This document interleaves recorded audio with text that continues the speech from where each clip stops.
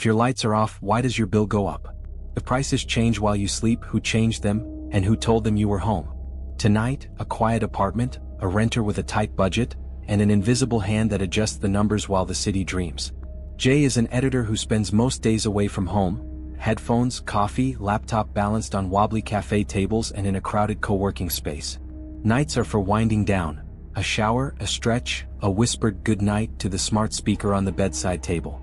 The ring glows for a beat and fades, the room sinking into that peaceful, familiar dark. A week goes by like this: work, wander, return, sleep, until a small notification interrupts the routine. Your electricity bill is ready. Jay taps, schemes and freezes. It's up 34%. 34 on a month when he actually used the place less.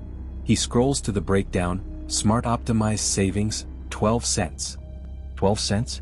And a whole lot of new line items that sound like they were designed by a marketing department that never had to pay rent. Jay dismisses it as a mistake until the next morning, when he notices a detail he never cared about before.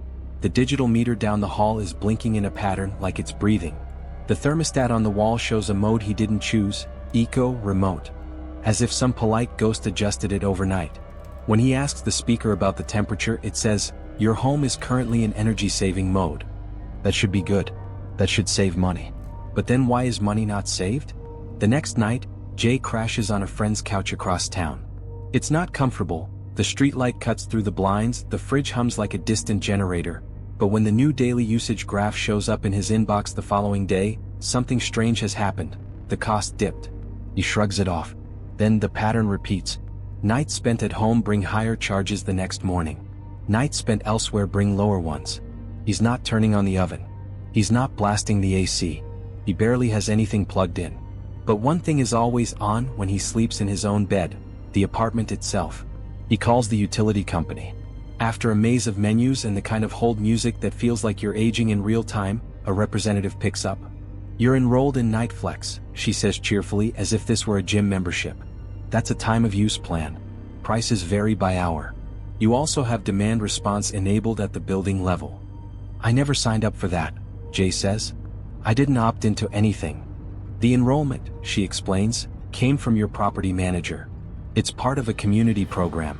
There was an enrollment credit on your first month." She pauses. "If you'd like to opt out, you can do that through the property's management portal." Jay opens the building's QR code poster in the lobby, something he always ignored, a poster with a green leaf and a smug tagline about sustainability. It loads a glossy dashboard, a smiling sun for daytime rates, a crescent moon for night, and a set of tiles labeled Building Insights. He taps through. Laundry usage, off-peak target achieved. Boiler events, 3 last night. Aggregate occupancy, 78%. And then a live panel that shouldn't exist. A meter that pulses when the building believes people are home. Not names, not faces, just presence. When the curve goes up, the price tiers shift. When the curve goes down, things get cheaper. It's not spying on him, he tells himself. It's just calculating around him. He tries to reason it out. If prices are higher at certain hours, the building has an incentive to push heavy loads, water heaters, HVAC cycles, maybe even elevator service, toward cheaper windows. But what if the calculation also rewards knowing when people are home so schedules feel seamless, magically comfortable? And what if the reward comes with a clause? On balance, the system saves, but at the margin, a few residents pay a bit more at night, while the property collects a rebate. You don't have to hear a conversation in someone's bedroom to know they're there. You can infer it from the silence between the fridge hums, from when the water stops running, from the tiny heartbeat of a Wi-Fi device that pings the air every few minutes. Your presence is a signal, even when you think you're quiet. Jay tests the system in petty human ways. He unplugs the smart speaker. He flips the thermostat to a plain, dumb schedule. He disconnects a mysterious hub in a coat closet, a gray box the size of a paperback with blinking lights and a label that only says building.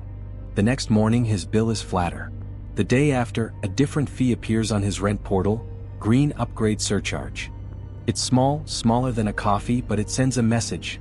Non-compliance has a cost, and the cost can be moved to wherever a landlord decides to place it. He goes to the management office.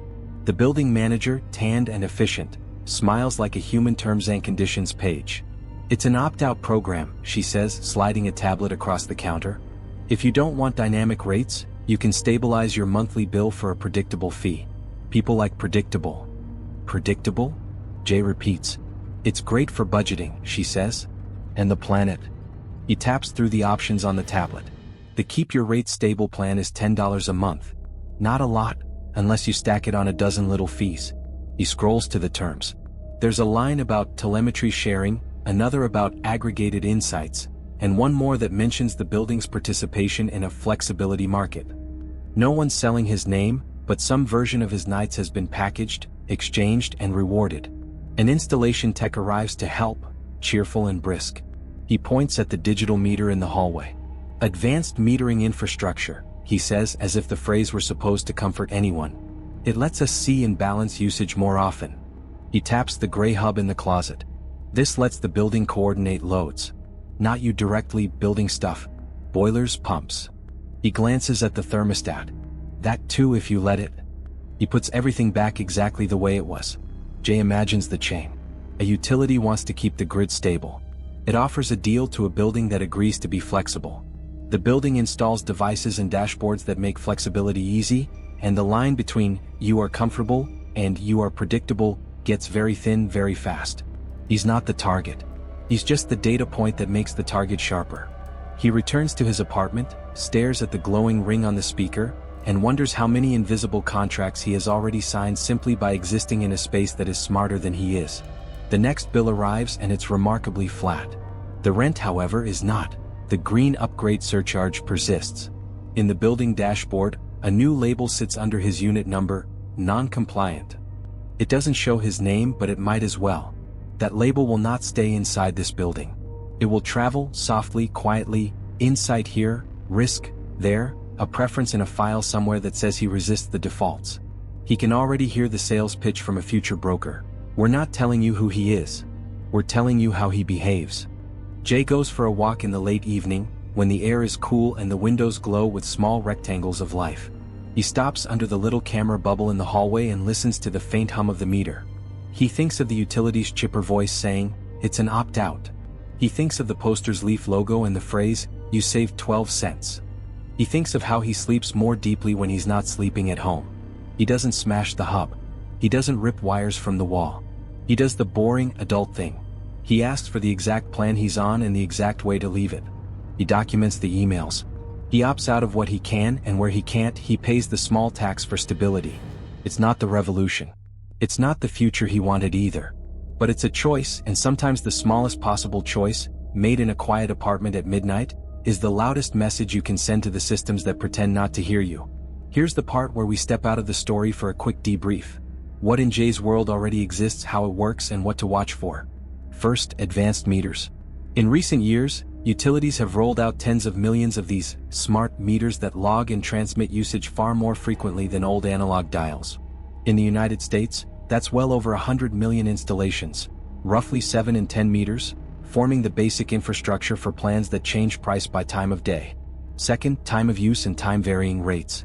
These plans charge more during certain windows and less in others, nudging people to do laundry or charge EVs when the grid is less stressed. Third, demand response and flexibility programs. Buildings and neighborhoods can agree to reduce or shift consumption in response to signals from the grid. When aggregated, these tiny changes behave like a virtual power plant, a resource you don't build but orchestrate. And fourth, occupancy inference. No, a smart meter doesn't need to hear you, and a thermostat doesn't need to see you. Patterns, when devices draw power, when silence falls, when network pings happen, can be enough to estimate whether a space is in use. How does a setup like Jay's work? In 3 steps. Step 1. An advanced meter reports usage at frequent intervals to the utility systems. Step 2. The tariff applies different prices by hour, while building-level demand response may schedule heavy equipment or nudge set points to hit targets during cheaper windows. Step 3. A property's management tools aggregate telemetry, sometimes anonymized, sometimes pseudonymous, to tune performance and unlock incentives. No single actor needs to know your name to profit from your nights. What are the risks or biases? Transparency and consent are the first. It's one thing to choose a plan. It's another for a third party to choose on your behalf and tuck the details behind a login you never knew existed. There's also a fairness issue. People who can't shift usage easily, night shift workers, parents with infants, the elderly, can be penalized by time windows they didn't design. And your behavioral fingerprint can leak across systems through small fees and labels that follow you. One quick data point to keep in mind: by 2022, there were on the order of 100+ million advanced meters in operation in the US, about 72% of all meters, making time-varying plans and building-level programs not a sci-fi idea, but a very present infrastructure. This is already the default in many places. The only question is whether you get to see the switch. A practical tip before you sleep tonight: ask your utility, or your building manager, exactly which plan you're on, and whether there's an opt-out from time of use or building demand response. Then review permissions on your in-home devices. Turn off smart interactivity or automatic content recognition on TVs, disable unnecessary integrations on hubs, and prefer manual schedules where it makes sense. You don't have to turn your home into a cave, you just need to decide which parts of your night are truly yours. I'll leave you with a question for the comments. Would you pay a little less to share a little more about your home? Yes or no? And a 10-second teaser for next time. What happens when the ad you see isn't on a screen or a billboard, but floating over someone's face because your glasses think your eyes owe them attention? Sleep well. If the numbers change before morning, at least you'll know who invited them.